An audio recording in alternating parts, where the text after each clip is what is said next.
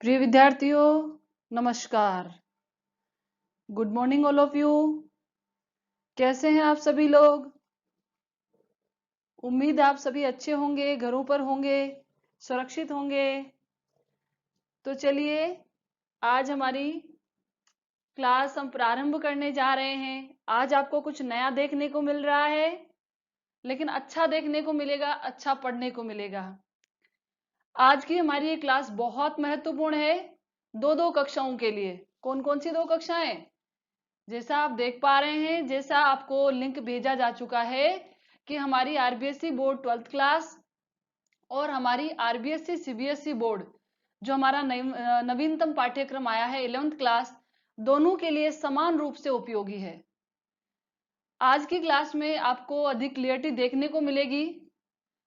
Students, मेरी एक बात को आप ध्यान से सुन लीजिए। मैंने आपको पहले भी कहा था, हमारी पिछली कक्षाओं में आपको ये बताया था कि हमारी जो सृजन पाठ्य पुस्तक है वो कितने अंक की आती है? 32 मार्क्स की पूछी जाती है। हमारी जो दूसरी पुस्तक है पीयूष प्रवाह, वो 12 अंक की पूछी जाती है, जिसे हम सामान्यतः क्या कर देते हैं? नजरअंदाज कर देते हैं कि इसको तो हम बाद में पढ़ लेंगे। लेकिन यदि हमें अच्छे अंक प्राप्त करना है तो हमें उसको सबसे पहले पढ़ना होगा। और पाठ्य पुस्तक है उसको हम बोर्ड पे तो पढ़ नहीं सकते, ठीक है। ये बोर्ड पे हम जो है व्याकरण के विषय वस्तु पढ़ सकते हैं, जो कुछ टॉपिक बोर्ड पे पढ़े जाते हैं वो पढ़ सकते हैं, लेकिन बहुत सी चीजें हमें किताबों से पढ़नी होगी। तो आज का टॉपिक कुछ ऐसा ही है और बहुत महत्वपूर्ण है। ध्यान से सुन लीजिए, बहुत महत्वपूर्ण है। पिछले 2 सालों से लगातार इसमें से प्रश्न पूछे जा रहे हैं, अतः आप पूरी क्लास अटेंड करें। हमारे कुछ स्टूडेंट्स बहुत लेट लेट आते हैं, ठीक है। तो लेट आएंगे तो समझ में कैसे आएगा, बताइए देखें। तो आप क्लास प्रारंभ होते ही आइए। और हमारे कुछ स्टूडेंट्स हैं जो आ चुके हैं और वो प्रतिदिन समय पर आते हैं। हमारे बहुत से स्टूडेंट हैं जो प्रतिदिन समय पर क्लास ज्वाइन करते हैं। बहुत अच्छा बच्चों। और बाकी जो कुछ स्टूडेंट्स हैं हमारे लेट आते हैं, वो भी समय पर आने का प्रयास करें ताकि हम अच्छे से पढ़ सके। हम 12वीं क्लास के स्टूडेंट हैं, बोर्ड क्लास है हमारी, तो हमको अच्छे से अध्ययन करना है और एक श्रेष्ठतम लक्ष्य को हासिल करना है। तो चलिए, आज की हमारी क्लास प्रारंभ करें। एक बार शेयर कर दीजिए अपने मित्रों को जो अभी तक नहीं आए हैं, और जो समय पर आ जाते हैं उनका मोस्ट वेलकम। जैसा आप देख पा रहे हैं, डायरी लेखन। आज हम क्या पढ़ने जा रहे हैं? डायरी लेखन। देखिए, आपको सबसे पहले मैं प्रश्न दिखाऊंगी कि किस प्रकार से बोर्ड एग्जाम में प्रश्न पूछे गए हैं। ये दोनों ही कक्षाओं के लिए समान रूप से उपयोगी है। आप पढ़ेंगे तो आप जान पाएंगे। तो चले हम हमारी क्लास की ओर। हाँ स्टूडेंट्स, यस नो बताइए देखिए।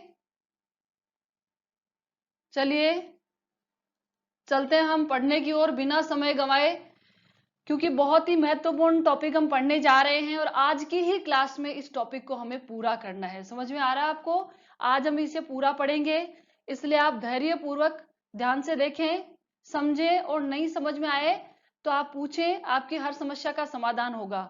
कल हमारे एक स्टूडेंट ने पूछा था कि मैडम सामयिक का अर्थ बताइए फिर से। सामयिक का अर्थ है, जैसे हम दो तीन दिन से टॉपिक पढ़ रहे हैं, उसमें शब्द बार बार आ रहा है, सामयिकता, सामयिक, ठीक है। सामयिक यानी समय के अनुसार, मतलब पत्रकारिता या समाचार लेखन जिस समय किया जाता है, उस समय की जो तत्कालीन घटनाएं होती है सामयिक। उस समय की जो घटनाएं होती है उनको हम नजरअंदाज नहीं कर सकते, उनको ध्यान में रखते हुए पत्रकारिता की जाती है, उनको ध्यान में रखते हुए संपादकीय लेख लिखा जाता है। आई होप जिस स्टूडेंट ने पूछा था आपको समझ में आ गया। चले हम आज की क्लास की ओर। Are you ready? आप सभी लोग रेडी हैं? तो चलिए चलते हैं हम डायरी लेखन की ओर।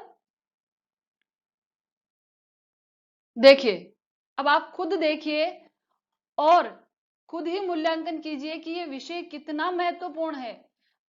और आप पिछले साल के पेपर में खोलकर देख सकते हैं। ऐसे नहीं कि मैं कोई भी क्वेश्चन उठा लाई और उसमें आरबीएसई बोर्ड लगा दिया। आप खुद देख लीजिए paper. RBSE board 12th class 2019 में प्रश्न पूछा गया था कि डायरी लेखन का क्या महत्व है, साहित्य में डायरी लेखन का क्या महत्व है, और डायरी प्रकाशन की प्रमुख पत्रिकाओं के नाम लिखिए। क्यों स्टूडेंट देख पा रहे हैं ना? हमारा जो दूसरा प्रश्न है, आरबीएसई बोर्ड 12th क्लास 2020 में प्रश्न पूछा गया था, डायरी लेखन के महत्व को स्पष्ट करते हुए इसके महत्व पर प्रकाश डालिए। ठीक है, ये 2 प्रश्न 2 सालों में लगातार पूछे गए हैं। एक जो बहुत महत्वपूर्ण है, अर्धवार्षिक परीक्षा में पूछा गया था, उमेश शास्त्री के अनुसार डायरी लेखन की विशेषताएं बताइए। ठीक है, और अगला जो प्रश्न है, भारत में डायरी लेखन की परंपरा नई नहीं है, इस कथन पर अपने विचार लिखिए। चारों ही प्रश्न बहुत महत्वपूर्ण है और एग्जाम में समय समय पर पूछे गए हैं।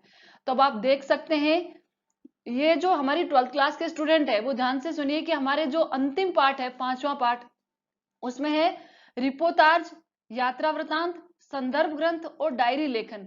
4 टॉपिक है, समझ में आ गया। तो 4 टॉपिक में से इस टॉपिक पर इतने प्रश्न पूछे गए, तो सोचिए कितना महत्वपूर्ण है। और ये 11th क्लास में भी है। 11th क्लास में 2 टॉपिक है इसके, डायरी लेखन और संदर्भ ग्रंथ। तो सभी स्टूडेंट्स ध्यान पूर्वक बैठे और पूरा ध्यान आपका मेरे साथ होना चाहिए, जो हम पढ़ने जा रहे हैं उसके ऊपर। ओके स्टूडेंट्स, तो देखिए ये प्रश्न हो चुके हैं। चले अब हम पढ़ने की ओर आगे। देखिए, डायरी को हिंदी में दैनंदिनी कहा जाता है। ठीक है, डायरी को हिंदी में क्या कहते हैं? दैनंदिनी कहते हैं। आप स्कूल जाते हैं ना, तो आपने देखा होगा कि आपके टीचर्स के पास क्या होती है? डायरियां होती है। यस नो स्टूडेंट्स, बताइए। देखें, आपके टीचर्स के पास डायरियां होती है ना, जिसमें वो क्या करते हैं? अपना पूरा पाठ्यक्रम डिवाइड करते हैं कि उनको क्या पढ़ाना है, पूरे हफ्ते भर में क्या पढ़ाना है, महीने भर में क्या पढ़ाना है, पूरे साल भर में क्या पढ़ाना है। ठीक है, तो वो क्या होती है? वो भी डायरी होती है, उसके ऊपर दैनंदिनी लिखा हुआ आता है। देखना, गवर्नमेंट स्कूल में भी आती है, प्राइवेट स्कूल में भी आती है, उसके ऊपर दैनंदिनी लिखा हुआ आता है। तो डायरी को हिंदी में क्या कहते हैं? दैनंदिनी। डायरी अंग्रेजी का शब्द है, लेकिन परीक्षा में दोनों ही शब्द आते हैं, ज्यादा डायरी शब्द आता है। समझ में आ गया? तो आगे देखिए, प्राचीन भारत में बही लिखने व बही खाते में व्यवसायी दैनंदिन लेखा जोखा करता आया है। आपको अभी भी एक प्रश्न बताया था ना मैंने, कि भारत में डायरी लेखन की परंपरा नई नहीं है। सुना था आपने? ये उस प्रश्न का उत्तर है। आ गया समझ में? प्रश्न मैंने आपको बता दिए हैं, उसके उत्तर आपको आगे से आगे देखने को मिलेंगे। आज की जो हमारी क्लास है, इस प्रकार से पढ़ना आपको बहुत अच्छा लगेगा, क्योंकि इसमें इतनी अधिक क्लियरिटी है और आप सब कुछ, आप नोट्स भी बहुत आसानी से बना सकते हैं। ठीक है स्टूडेंट, तो देखिए, प्रश्न मैं आपको बता चुकी हूं, उसका आंसर है कि प्राचीन भारत में बही लिखने तथा बही खाते में व्यवसायी दैनंदिन लेखा जोखा करता आया है। आप देखिए, आपके पिताजी के पास भी जो दुकानें होती है, ऑफिस होती है, उनमें डायरियां होती है, बही खाते होते हैं। आप अपने घर जाके पूछना, या अपने घर से अपने मम्मी पापा से पूछना कि प्राचीन काल में भी ऐसी बड़ी बड़ी बहियां होती थी। ठीक है, जिनके ऊपर रेड, लाल कलर का जिल्द लगा हुआ होता है, अभी भी होती है दुकानों में। तो उनमें क्या होता है? दैनिक लेखा जोखा लिखा जाता है। क्या लिखा जाता है? दैनिक लेखा जोखा, हिसाब लिखा जाता है, इसीलिए वो दैनंदिनी होती है। भले किसी प्रकार से लिखो, लेकिन लिखते हैं। ठीक है, उसके बाद में आप अगली पंक्ति में देखिए, मुगल काल में इसे तारीख या तवारीख कहा जाता था। जब आप मुगल काल का इतिहास पढ़ोगे ना, तो आपको ये शब्द देखने को मिलेगा। मुगल काल में डायरी को क्या कहते थे? तारीख या तवारीख कहा जाता था स्टूडेंट्स। और प्राय प्राचीन सम्राट और राजाओं के यहाँ क्या होता था? रोजनामचा। ये शब्द देख रहे हैं, रोजनामचा लिखने वालों की नियुक्ति इसी कार्य के लिए की जाती थी। मतलब राजा महाराजाओं के यहाँ पर भी एक अधिकारी की नियुक्ति होती थी, जो रोजनामचा लिखता था, यानी रोज का हिसाब किताब लिखता था, कि रोज का लेखा जोखा क्या होता था, वो पूरे जो राजमहल का हिसाब होता था, वो इसके अंदर लिखता था।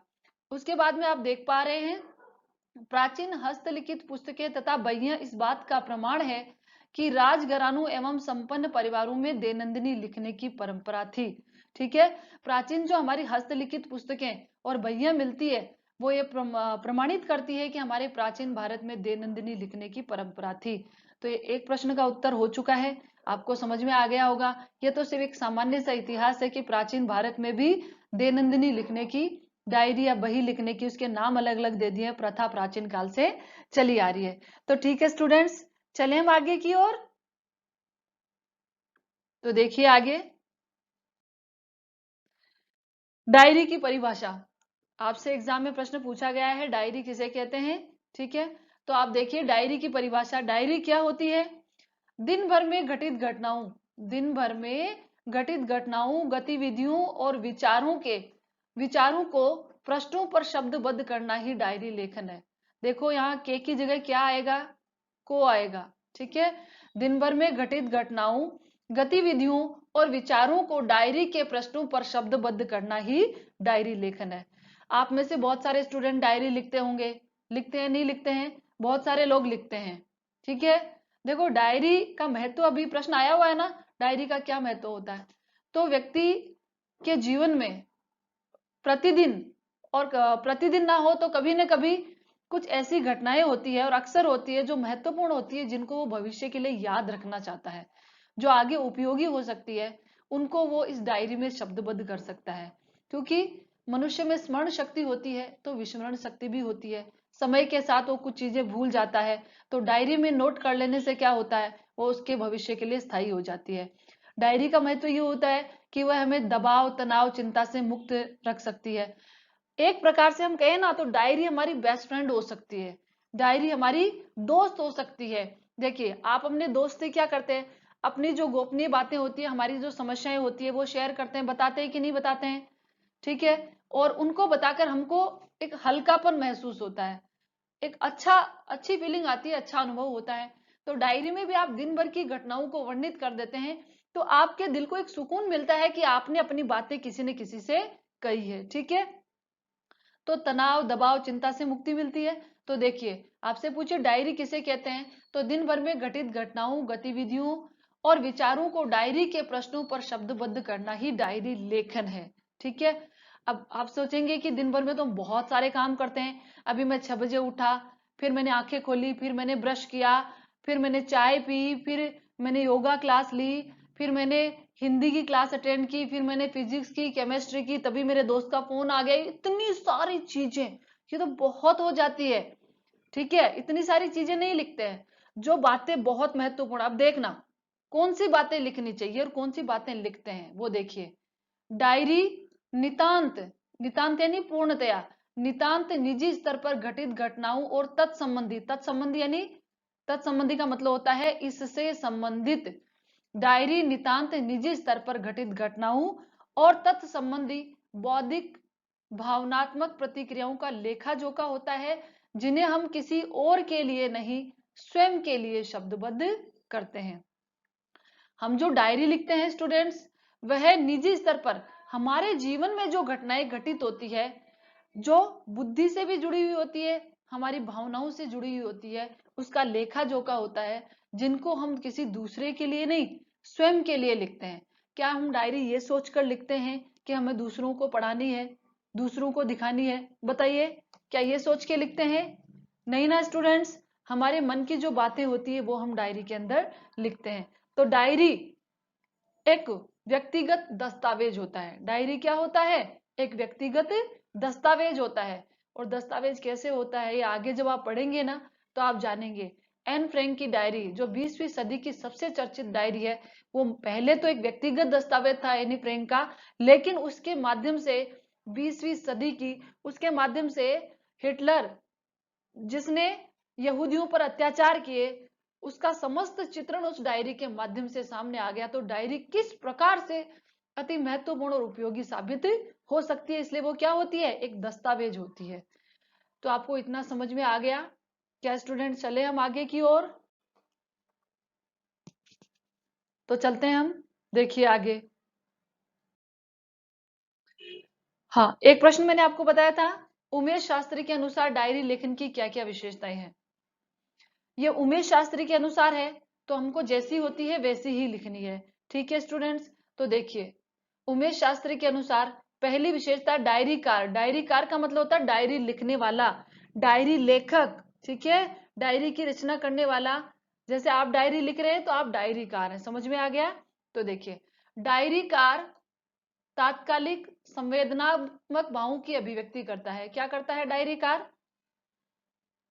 अब इससे आपको दिख पाएगा, डायरीकार तात्कालिक संवेदनात्मक भावों की अभिव्यक्ति करता है।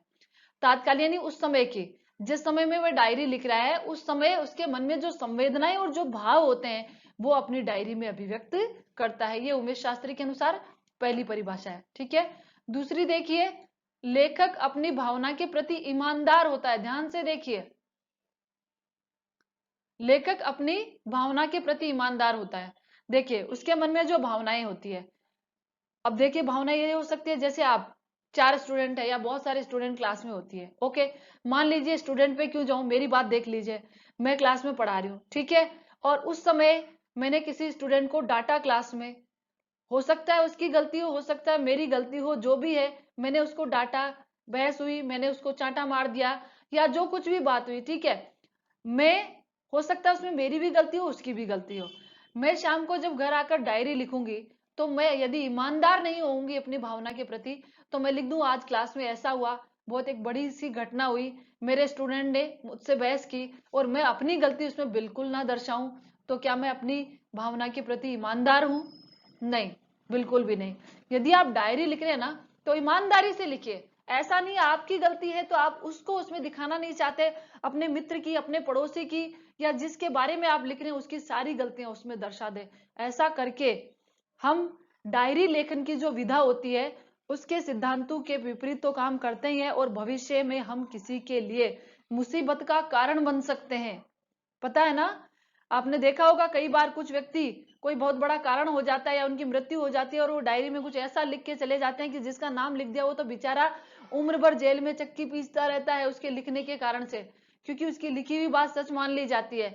इसलिए स्टूडेंट्स डायरी में सदैव ईमानदार रहना चाहिए, ठीक है। जैसी भावना होती है ईमानदारी को रखते हुए हमें डायरी रखनी चाहिए। आ गया समझ में? आगे देखिए, डायरी लेखक डायरीकार की प्रामाणिक अभिव्यक्ति होती है, ठीक है। जो डायरी लेखन होता है, कोई भी डायरी लेखन करता है उसका जो लेखक होता है उसकी प्रामाणिक अभिव्यक्ति होती है, यानी जो सच होता है, जो प्रामाणिक होता है वही वह डायरी के माध्यम से प्रस्तुत करता है।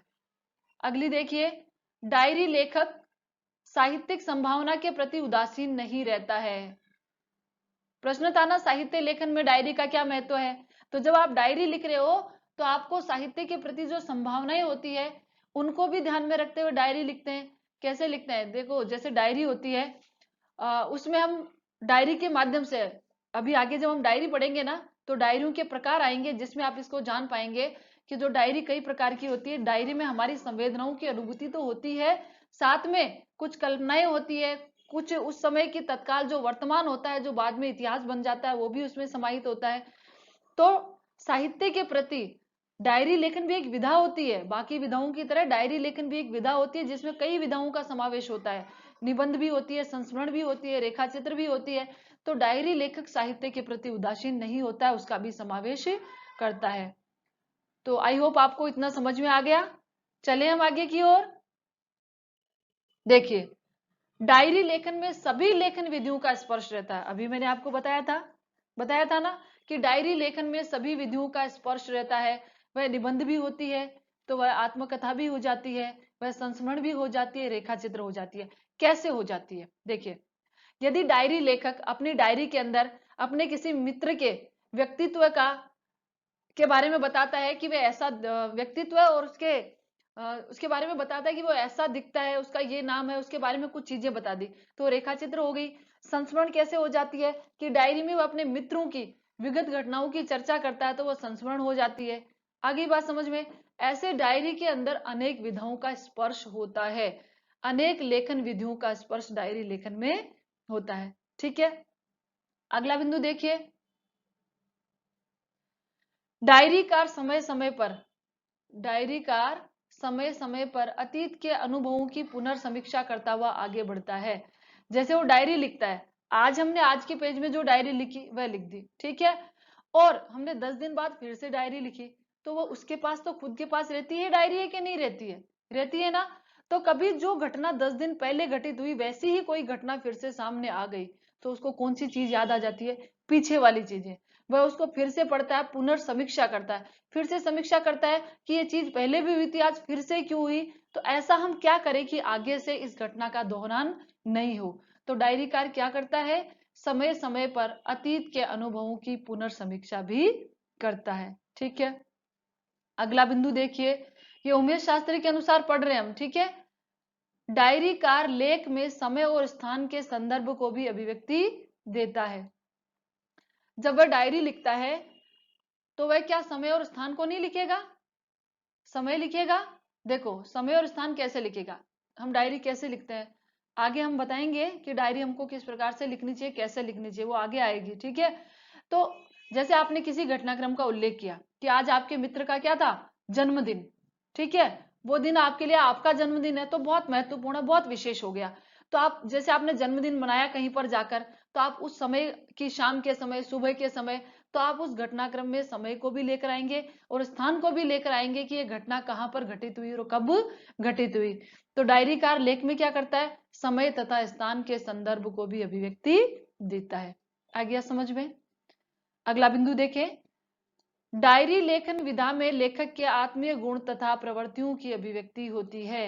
डायरी लेखन की जो विधा होती है उसमें क्या होता है, लेखक की आत्मीय गुण तथा उसकी प्रवृत्तियां अभिव्यक्ति होती है। जो व्यक्ति जैसा होगा, उसके अंदर जैसे गुण होंगे, उसी प्रकार की अभिव्यक्ति वो अपने लेखन में दे पाएगा। हम क्या कहते हैं, first impression is the last impression. किसी व्यक्ति को देखकर, उसकी बोलचाल से, उसकी बातचीत से क्या हम उसका अंदाजा नहीं लगा सकते बोलने से, उसके बात करने के तरीके से कि ये व्यक्ति किस प्रकार का हो सकता है। तो डायरी जो होती है ना, वो लेखन ये सिद्ध कर देता है कि लेखक के अंदर कौन से गुण है, उसकी प्रवृत्तियां किस प्रकार की है, उसकी रुचि किस में है। ठीक है स्टूडेंट्स, चलें आगे की ओर। तो उमेश शास्त्री के अनुसार आपको समझ में आ गई डायरी लेखन की क्या विशेषताएं होती है। ये विशेषताएं आपको तभी लिखनी है जब आपसे पूछा जाए कि उमेश शास्त्री के अनुसार डायरी लेखन की क्या विशेषताएं। देखिए स्टूडेंट्स, इस पाठ के अंदर जो हमारा एक टॉपिक और है ना, यात्रा वृत्तांत, उसमें प्रश्न पूछा जा चुका है मोहन राकेश के अनुसार यात्रा वृत्तांत क्या है, एक राहुल सांकृत्यायन के अनुसार। तो आप जो है ना कहीं से पढ़ते हैं थोड़ा बहुत लिखा हुआ, उसमें सिर्फ सीधी बातें बताई जाती है, लेखकों के अनुसार नहीं होती है। ये जो हमारी पुस्तक है संवाद सेतु, उसमें लिखा हुआ है, तो किसी लेखक के अनुसार कोई चीज दे रही है तो हमको पढ़ना जरूर है, क्योंकि कभी न कभी वो परीक्षा में पूछ ही लेते हैं और जैसी पंक्ति होती है वही उठाकर प्रश्न दे देते हैं। चले आगे की ओर। ओके, देखिए बहुत महत्वपूर्ण चीज अब आपके सामने आ रही है। आपको प्रश्न दिया था ना, आया हुआ है ना, डायरी लेखन का क्या महत्व है, डायरी लेखन का महत्व है तथा विभिन्न, जो पहले प्रश्न हमने देखा था डायरी पत्रिकाओं के नाम बताइए। तो अब जो डायरी साहित्य का हम वर्गीकरण पढ़ रहे हैं ना, डायरी क्या है, एक साहित्य ही तो है, और साहित्य लेखन में डायरी का क्या महत्व है, यही प्रश्न आया था। तो डायरी साहित्य का जो वर्गीकरण हम पढ़ रहे हैं कि 4 प्रकार की जो डायरी होती है, इनके अंदर जो बातें बताई गई है उन्हीं में से क्या बनकर निकलेगा, महत्व है कि डायरी साहित्य का क्या महत्व है होता है। ठीक है, तो सबसे पहले देखिए डायरी साहित्य का वर्गीकरण में एक सबसे पहले डायरी आती है व्यक्तिगत डायरी। 12वीं क्लास के लिए ये वाला बिंदु बहुत ही महत्वपूर्ण है। ठीक है,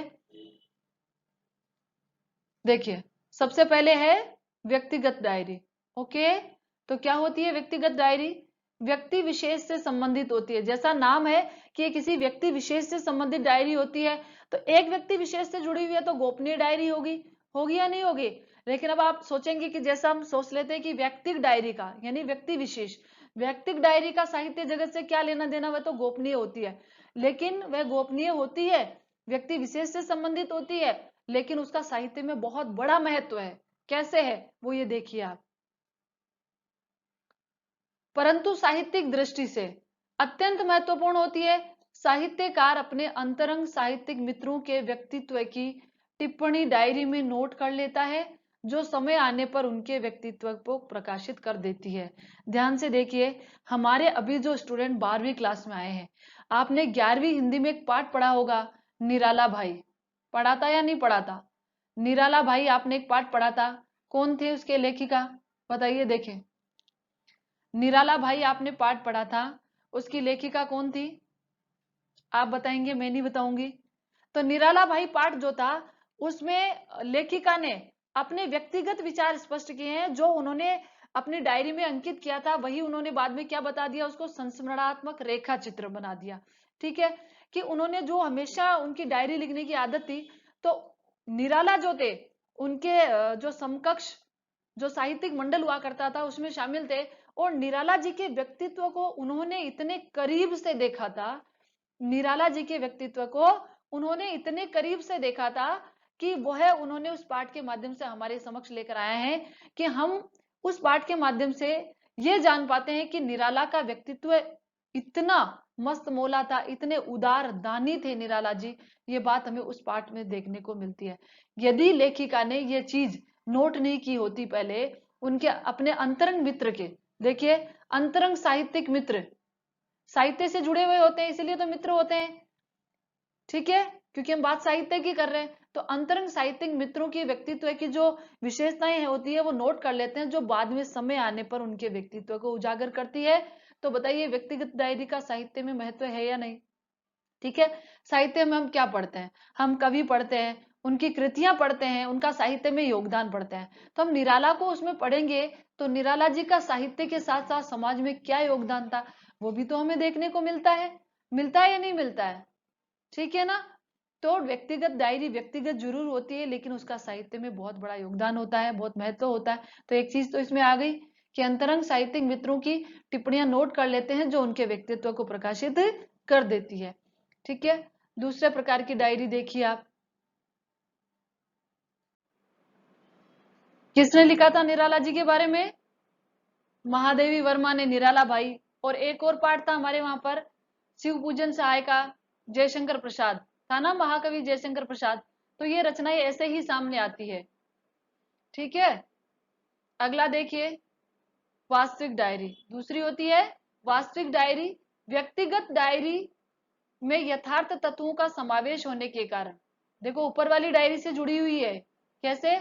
व्यक्तिगत डायरी में यथार्थ तत्वों का समावेश होने के कारण यह वास्तविकता के अत्यंत नजदीक होती है और यही वास्तविक डायरी होती है। हमने पढ़ा था कि व्यक्तिगत डायरी में व्यक्ति के खुद की गोपनीय होती है, तो उसमें यथार्थ तथ्यों का समावेश होता है। तो यथार्थ का मतलब ही क्या होता है? वास्तविकता।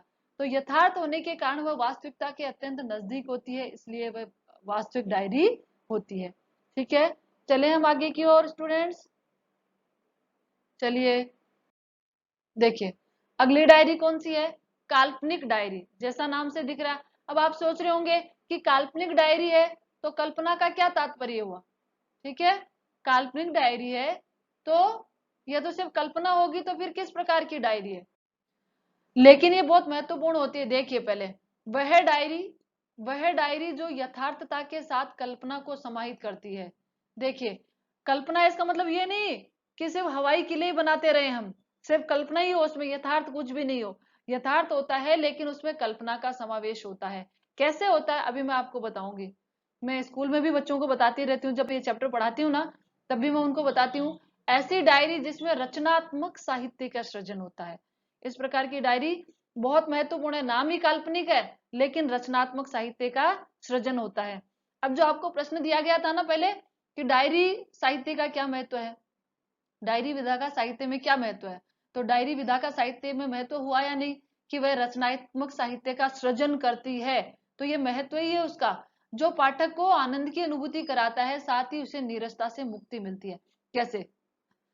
देखिए, जैसे आप कहीं भी घूमने गए हो, आपका जो फेवरेट स्थल है जहां पर आप घूमने गए हो, जैसे कि हम बात करते हैं कि हम कुंभलगढ़ जाकर आते हैं, ठीक है, हम कुंभलगढ़ घूमकर आते हैं और शाम को डायरी लिखते हैं कि आज आप कहाँ घूम कर आए, आपने वहां पर क्या देखा। ठीक है, ये चीज आप उसमें लिखेंगे, लेकिन सिर्फ आप सीधा ये लिखेंगे कि हम सुबह 6 बजे उठे, फिर हमने खाना बनाया, फिर सब नहा धो लिए, तैयार हो गए, नाश्ता किया, बस में बैठ गए, बस ने ले जाके कुंभलगढ़ छोड़ दिया, वहां पर हमने ये देखा वो देखा, खाना खाया, लौट आए, हो गया डायरी लेखन। कैसे लिखते हैं हम डायरी लेखन? नहीं, ये तो यथार्थ था कि नहीं था? ठीक है, लेकिन अब आपने क्या किया, आप तैयार हो गए, ध्यान से सुनिएगा, आपने कुंभलगढ़ के लिए प्रस्थान किया, रास्ते में आप चल रहे हैं तो आपने देखा, क्या देखा कि चारों ओर ऊंची ऊंची पहाड़ियां, ठीक है, करदनी के आकार की पहाड़ियां, ये उसमें जोड़ दिया। आपने हरे भरे पेड़ देखे, जहां पर एक झरना बह रहा था, वहां पर कई जीव जंतु भी दिखाई दे रहे थे और हरियाली थी। ठीक है, तो अब आप उसमें क्या ये चीजें शामिल नहीं करेंगे कि हमारी जो बस थी वो पहाड़ी इलाके में हिचकोले खाती हुई सर्पिलाकार पगडंडी ऊपर चल रही थी, हम लोगों को बड़ी आनंद की अनुभूति हो रही थी क्योंकि प्रकृति ने हरितिमा की एक हरियाली की एक चादर ओढ़ रखी थी और प्रकृति इतनी खूबसूरत लग रही थी, मानो मानो वह मुस्कुरा रही हो। और बादल बादल कुंभलगढ़ पर हमें ऐसे लग रहे थे जैसे वो हमसे बातें कर रहे हैं। इस प्रकार की कल्पनाओं का समावेश करते हैं नहीं? बहते हुए झरने कल कल की ध्वनि उत्पन्न कर रहे थे और हमारे मन आनंद की मंदाकिनी में गोते लगा रहा था। तो बताइए हम थोड़ी बहुत कल्पना का समावेश करेंगे कि नहीं करेंगे, तभी तो साहित्य का सृजन होगा। साहित्य में कल्पना 100% जुड़ी हुई होती है। कल्पना के समावेश से ही साहित्य साहित्य बनता है, तो अत्यंत आवश्यक है। आगे बात समझ में, बिना कल्पना के साहित्य हो ही नहीं सकता है। तो आपको काल्पनिक डायरी समझ में आ गई। चले हम आगे की ओर। अगला देखिए, साहित्यिक डायरी। साहित्यिक डायरी, इस डायरी में रचना शैली, ललित कल्पना, तर्क, कविता, आत्माख्यान, विविध प्रवृत्तियों का मनोरम समन्वय मिलता है। साहित्यिक डायरी में ये हर प्रकार की चीजें मिलती है। रचना शैली उसकी महत्वपूर्ण होती है, उसमें सुंदर कल्पनाएं भी देखने को मिलती है, कल्पना भी होती है, साथ में तर्क वितर्क भी होता है, कविताएं भी होती है, और अपनी अपनी आत्मा का व्याख्यान भी होता है। उन सभी का समन्वय किसमें मिलता है? किसमें मिलता है स्टूडेंट्स? देख रहे हैं ना आप, साहित्यिक डायरी में मिलता है। ठीक है, तो आपको चारों प्रकार की डायरी समझ में आ गई, आपको कोई समस्या नहीं होनी चाहिए यहाँ तक। देखिए अगली पंक्ति देखिए, साहित्य की एक ऐसी विधा, डायरी क्या है? साहित्य की एक ऐसी विधा जिसके माध्यम से रचनाकार अपने मन, रचनाकार क्या करता है? अपने मन की गूढ़ अनुभूतियों को सहजता तथा निष्पक्ष भाव से अभिव्यक्ति दे सकता है।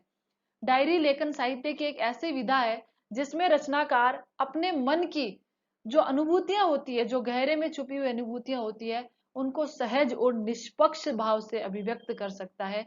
यही हमारी डायरी विधा है। ऊपर मैंने आपको एक चीज लिखी थी, नीरसता से मुक्ति मिलती है। यदि डायरी में जरा भी कल्पना का समावेश नहीं होगा, तो आप नहीं कहते हो कभी कभी कि आज तो मम्मी घर में बहुत बोरिंग लग रहा है, हम क्या चलाएं? म्यूजिक, संगीत चलाते हैं, ठीक है, कुछ आनंद की अनुभूति हो। तो सीधी सपाट चीजें देखो, कभी स्कूल के अंदर देखना, अभी आपको आप खुद बताएंगे, कभी स्कूल के अंदर यदि भाषण प्रतियोगिता रखी है, क्या रखी है? भाषण प्रतियोगिता रखते हैं, तो कितने कितने जो हमारे स्टूडेंट्स होते हैं उनको आनंद की अनुभूति होती है। देखा है मैंने, पीछे बैठे बैठे बोर होते रहते हैं, कभी इससे बातें करते हैं, कभी उससे बातें करते हैं, कभी डांट खाते हैं, फिर भी कोई फर्क नहीं पड़ता है। लेकिन जिस दिन डांस कंपटीशन होता है, नृत्य प्रतियोगिता होती है, संगीत प्रतियोगिता होती है, तो कितनी आनंद की अनुभूति होती है ना। तो बताइए कि यथार्थ के अंदर कल्पना का समावेश भी होना चाहिए, अन्यथा व्यक्ति क्या हो जाता है? नीरस हो जाता है। तो चले हम आगे की ओर। ओके, देखिए, अब जो प्रश्न मैंने आपको शुरू में बताया था ना कि डायरी साहित्य का महत्व है, साहित्य में डायरी का महत्व है, और प्रमुख पत्रिकाएं, डायरी प्रकाशन की प्रमुख पत्रिकाएं, तो आपके समक्ष है डायरी प्रकाशन की प्रमुख पत्रिकाएं, यानी इन पत्रिकाओं के अंदर विभिन्न लेखकों का डायरी साहित्य प्रकाशित हुआ था। ठीक है, कौन कौन से नाम है? चलिए हम इंक दूसरी ले लेते हैं, अन्यथा आपको दिखाई नहीं देगा। ओके, देखिए, धर्मयुग, निकष, हिंदुस्तान, ज्ञानोदय, कादम्बिनी, कल्पना, माध्यम बिंदु, सारिका आदि में लेखकों की डायरियां प्रकाशित हुई। डायरी साहित्य इन पत्र पत्रिकाओं में प्रकाशित हुआ। समझ में आ रहा है? उसके बाद देखिए, इसमें तो समझने जैसा कुछ है ही नहीं, जैसे नाम है वैसे ही आपको याद करने होंगे। ओके, आगे देखिए, प्रमुख डायरियां व लेखक। अब आपसे ऐसे पूछे कि कुछ प्रमुख डायरियां और उनके लेखकों के नाम बताइए, तो वो भी मैं आपके लिए लेकर आई हूं। देखिए, बनारसी दास गुप्त, इनकी डायरी का क्या नाम था? मनुष्य और कला। ओके, उसके बाद देखिए, दूधनाथ सिंह, डायरी का नाम बर्फ के टुकड़े।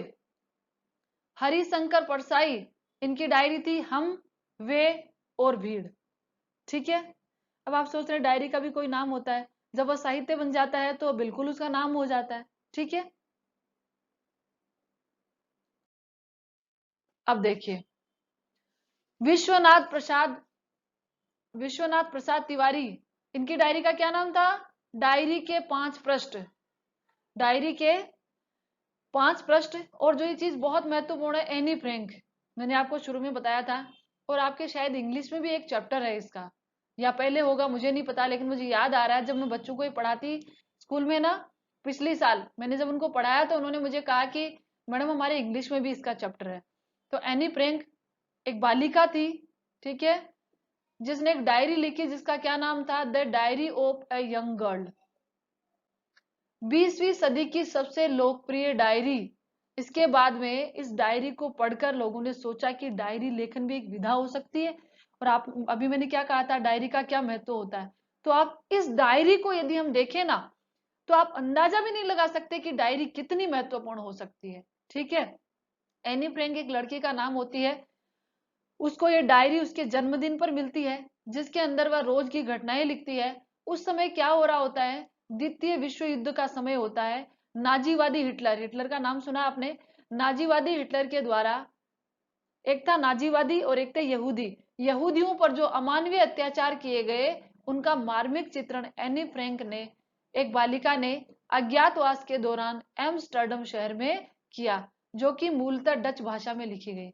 देखो स्टूडेंट्स, एनी फ्रैंक एक बालिका का नाम है जिसके बारे में आप जानते भी होंगे, क्योंकि आपने कहीं ना कहीं जरूर पढ़ा होगा। ये इनको इनके जन्मदिन पर डायरी मिली थी। ठीक है, तो उस समय क्या हुआ था, द्वितीय विश्व युद्ध का समय था, आप जानते हैं। हिटलर और मुसोलिनी के बारे में आपने सुना होगा। तो हिटलर के हाथ में जब सत्ता थी, तो उसने यहूदियों पर अत्याचार किए थे।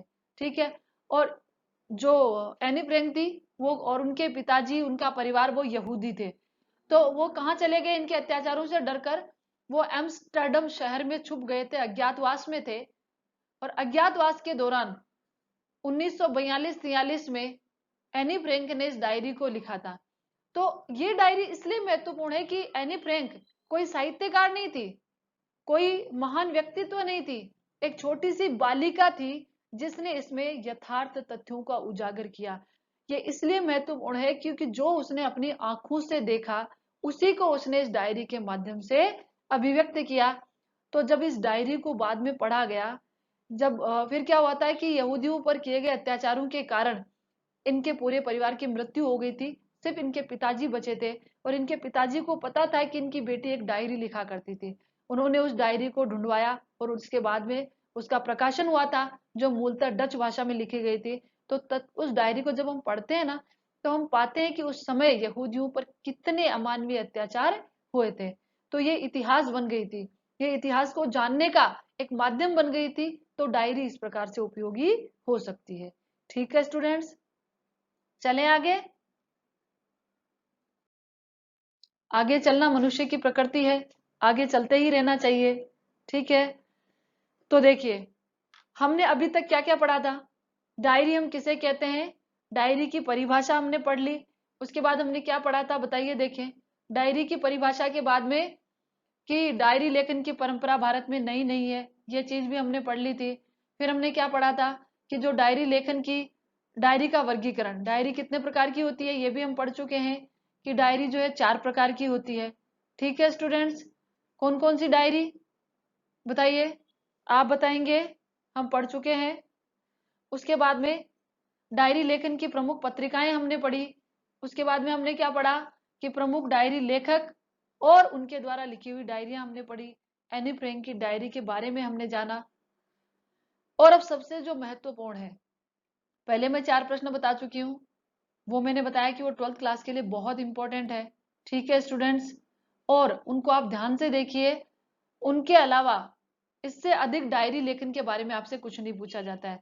और अब जो डायरी हमको किस प्रकार से लिखनी चाहिए, ये बिंदु हम जब पढ़ लेंगे ना, तो हम डायरी के बारे में संपूर्ण जानकारी हासिल कर लेंगे। ठीक है, ये चीज मैं क्लास में सबसे पहले पढ़ाती हूँ, लेकिन आपको बाद में पढ़ा रही हूँ कि अब आप जब इसको जान लेंगे, तो आप स्वयं जान जाएंगे कि डायरी में क्या क्या चीजें होती है। तो चलो देखें, सबसे पहले डायरी किसी नोटबुक या पुराने साल की डायरी में लिखनी चाहिए। देखो, ये जो बिंदु है ना, इन्हीं के अंदर से प्रश्न बनते हैं। अब प्रश्न ऐसे पूछा जाता है कि डायरी पुरानी नोटबुक में या पुराने साल की डायरी में ही क्यों लिखनी चाहिए, ऐसे पूछा जा सकता है हमसे। तो उसी का उत्तर, ठीक है, तो इस प्रश्न का उत्तर इसी में आपको देखने को मिलेगा कि डायरी किसी नोटबुक या पुराने साल की डायरी में क्यों लिखनी चाहिए। आपने देखा होगा दुकानों के अंदर, ऑफिस के अंदर हर साल नई नई डायरी छप कर आती है। ठीक है, जैसे 2020 2021 आती है कि नहीं आती है, आपको पता ना। ऐसे डायरी होती है जिसमें जैसे एक पेज होता है, एक पेज जो होता है उसमें 2 कॉलम बटे हुए होते हैं। तारीखें शुरू होती है 1 जनवरी 2020, ठीक है, नीचे होता है 2 जनवरी 2020। इस प्रकार से पूरे साल भर की डायरी बनकर आती है ना। तो प्रश्न ये आ जाता है कि डायरी पुराने साल की डायरी या नोटबुक में क्यों लिखनी चाहिए, क्यों लिखनी चाहिए। देखिए, पुराने साल की डायरी में पहले से अंकित तिथियों को अतिथियों नहीं है स्टूडेंट्स, ये गलत टाइपिंग हो गया है। अतिथियों नहीं है, तिथियों। अतिथि कहां से आएंगे डायरी में? तिथियों को हटाकर अपने हाथ से तिथि डालनी चाहिए, क्योंकि सीमित स्थान पर डायरी लेखन संभव नहीं है। आ गया समझ में? देखिए, इसको मिटा देते हैं हम। ओके, ठीक है, हम शाही हमारी बदल लेते हैं ताकि आप अच्छे से देख पाए। तो देखिए, हमें क्या करना चाहिए? पुराने साल की डायरी में लिखनी चाहिए। आपको पता है कि जो नए साल की डायरी होती है उसमें तिथि पहले से लिखी हुई होती है, ठीक है। यदि आप 1 जनवरी 2020 को लिख रहे हो, लेकिन उसमें स्पेस जो जगह होती है वो थोड़ी सी होती है। जरूरी तो नहीं है कि रोज आप डायरी में बराबर चीजें लिखें। कोई दिन आपके लिए विशेष महत्वपूर्ण हो सकता है तो उस दिन आप ज्यादा लिखेंगे, और कुछ दिन ऐसा कुछ खास नहीं होता है तो आप 2 लाइनें लिख के छोड़ देंगे, ऐसा हो सकता है। और कभी ऐसा हो सकता है कि किसी दिन आपने कुछ भी नहीं लिखा, ऐसा भी होता है ना। तो फिर क्या होता है कि यदि हम नए साल की, चलते हुए साल की डायरी में लिखेंगे तो उसकी तिथियां हमको कंफ्यूज करेंगी, जो डायरी की प्रामाणिकता उस पर सवाल उठ जाएंगे। लेकिन पिछले साल की डायरी है तो आप तिथि को काट देंगे, अपने हाथ से आप तिथि डालेंगे हमेशा, तो वो प्रामाणिकता रहेगी कि आपने इस तिथि को ये डायरी लिखी थी और कोई गड़बड़ होने की संभावना नहीं होगी। और आप जो तिथि काट कर अपने हाथ से लिखेंगे तो उसमें जगह भी बहुत सारी मिलेगी, तो आप किसी दिन ज्यादा भी लिख सकते हैं, किसी दिन कम भी लिख सकते हैं, और किसी दिन बिना लिखे भी रह सकते हैं। आ गई समझ में? इसलिए जो डायरी है, या तो किसी कॉपी में लिखे या फिर पुराने साल की डायरी में लिखें। क्यों लिखे, आप समझ गए, ठीक है। दूसरा बिंदु देखिए, बहुत महत्वपूर्ण है, डायरी बाहरी दबावों से मुक्त होकर लिखनी चाहिए। अब ये बाहरी दबाव क्या होते हैं?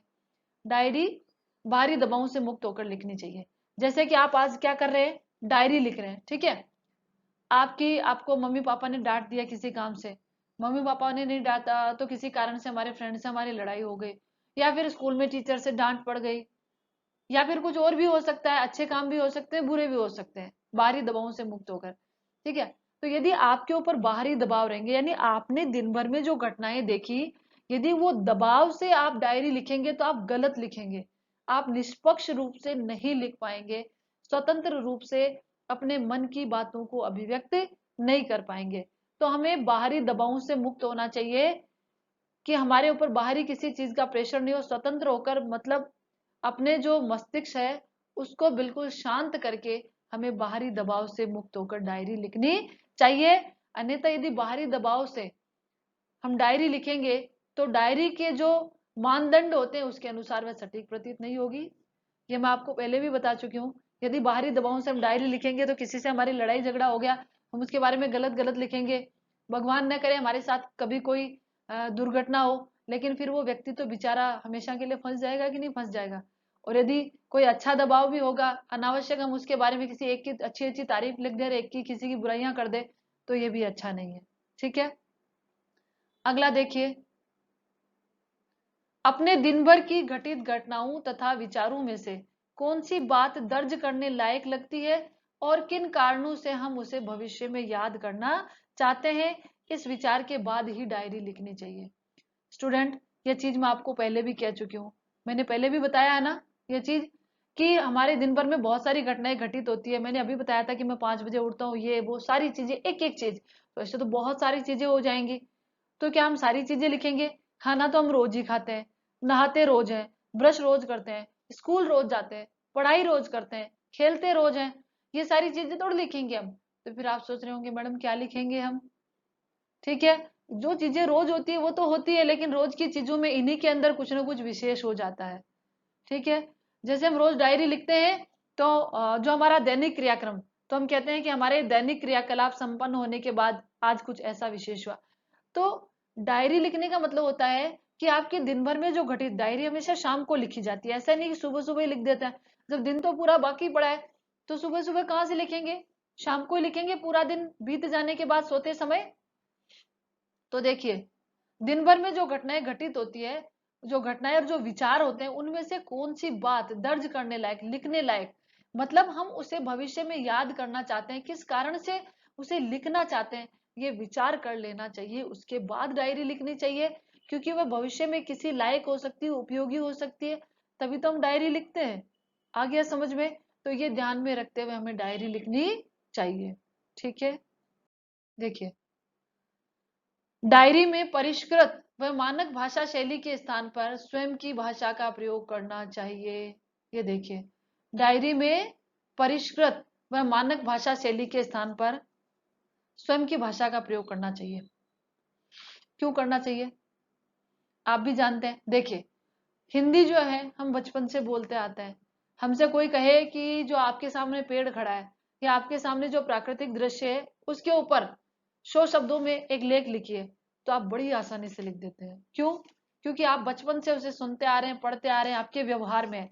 लेकिन आपको कहे कि संस्कृत भाषा में लिखिए, अंग्रेजी भाषा में लिखिए, तो हिंदी के स्टूडेंट्स तो नहीं लिख पाएंगे, हम भी नहीं लिख पाएंगे, और लिखेंगे तो टूटे फूटे शब्दों में लिखेंगे, कुछ गलत करेंगे, कुछ सही करेंगे। क्यों? क्योंकि वह हमारी व्यवहार में अपनाई गई भाषा नहीं है। ठीक है, कभी कभी आप जाते हैं कि कोई कार्यक्रम होता है तो उसमें बहुत उच्च कोटि के विद्वान और साहित्यकार आते हैं। उनकी भाषा इतनी उत्कृष्ट कोटि की होती है, इतनी साहित्यिक होती है कि हम जब सुनते हैं ना, तो इस कान से सुनकर इससे निकल जाती है, पता ही नहीं चलता है। इतने बोर बोर और नीरस होकर बैठ जाते हैं, ऐसे जाने क्या हो गया होगा, है ना, क्योंकि वो समझ में ही नहीं आते हैं। और उसके स्थान पर यदि कोई कवि सम्मेलन हो या कोई हमारे जैसा आप जो स्टूडेंट्स है ना, उनमें से ही उठ के चला जाए। मैंने देखा हुआ है कि जब स्टूडेंट उठ के चला गया और वो आपके अपने दोस्तों की भाषा में कोई भाषण दे रहा है, तो क्या तालियां बजाते हैं, क्या आनंद की अनुभूति होती है, क्योंकि वो आपके मन के भाव प्रकट कर रहा होता है और आपकी भाषा में कर रहा होता है। समझ में आगे?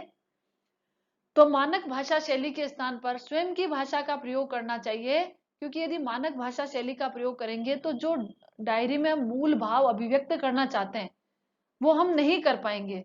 जो चीजें हम अपने दिन भर में जो घटित हुई, जो हम अपने मन की अनुभूति को प्रकट करना चाहते हैं, उसको सही रूप से प्रकट नहीं कर पाएंगे। कुछ बच्चों को आप देखना, वो अपनी जो मातृभाषा होती है, जैसे मारवाड़ी होती है, शेखावाटी होती है, मेवाड़ी होती है, उसमें इतने अच्छे से बात करते हैं ना, और इतने अच्छे से उस चीज को समझा देते हैं। लेकिन उनको कह दो कि हिंदी बोलो, तो किसी किसी को हिंदी नहीं आती है, तो वो उस चीज को अच्छे से नहीं समझा सकते हैं, इसलिए वो जाकर खड़े होकर बोलने में संकोच करते हैं। तो हमको मानक भाषा शैली के स्थान पर स्वयं की भाषा का प्रयोग करना ही चाहिए। ठीक है, चलिए अगला बिंदु देखते हैं। डायरी में समकालीन इतिहास की बातें भी किसी न किसी मात्रा में अवश्य लिखनी चाहिए। वेरी मोस्ट इंपॉर्टेंट, डायरी लेखन का महत्व भी तो होता है। देखिए, समकालीन इतिहास की बातें, किसकी? समकालीन इतिहास की बातें भी कुछ न कुछ मात्रा में लिखनी चाहिए। अभी मैंने बताया था ना आपको, यदि एन फ्रैंक अपनी डायरी में उस समय के समकालीन इतिहास, इतिहास बाद में बनता है लेकिन समकालीन इसी शब्द इसीलिए जुड़ा हुआ है कि वो बाद में इतिहास बन जाता है।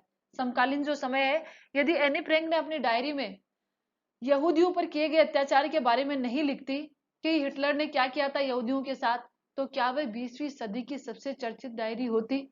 अब ये कैसे लिखेंगे आप? अब आप देखिए कि जैसे आप डायरी लिखते हैं तो दिन भर के घटनाक्रम होते हैं, लेकिन कभी कभी कोई बहुत बड़ा कार्यक्रम या सम्मेलन होता है, या आप ऐतिहासिक स्थलों का भ्रमण करते हैं, या किसी कार्यक्रम में जाते हैं, वहां पर जैसे हमारे कोई महान साहित्यकार, महान राजनेता या ऐसा कोई व्यक्तित्व वहां आते हैं और अपनी सारी चीजें हमारे समक्ष उजागर होती है, तो हमने वो चीज जो देखी है उसके बारे में हम डायरी में कहीं ना कहीं लिखते हैं। और आज हमारे देश में जो व्यवस्था, जैसे आज हम कोविड-19, आप एनी फ्रैंक के हिसाब से आज भी खुद में सोचकर देख सकते हैं कि एनी फ्रैंक ने उस समय के बारे में लिखा तो वो इतिहास बन गया बाद में।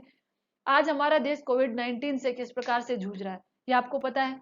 इस समय जैसे बाढ़ और कोई आपदा आई हुई है, जैसे कोई युद्ध हो गया है, तो आज जो चीज हुई है आप डायरी में लिखेंगे कि आज हमारे देश में इतना बड़ा घटनाक्रम हुआ, कि जैसे पाकिस्तान ने सीमा पर अटैक किया, या भारत ने कोई बहुत बड़ा उपग्रह या मिसाइल लॉन्च की, ठीक है, या फिर कोविड-19 का टीके का आविष्कार हो गया, या कोई दवाई बन गई, ये चीज है। तो क्या आप उस चीज को डायरी में नहीं लिखोगे कि आज एक बहुत बड़ी घटना हुई, तो बाद में क्या बन जाएगी? वो इतिहास बन जाएगी।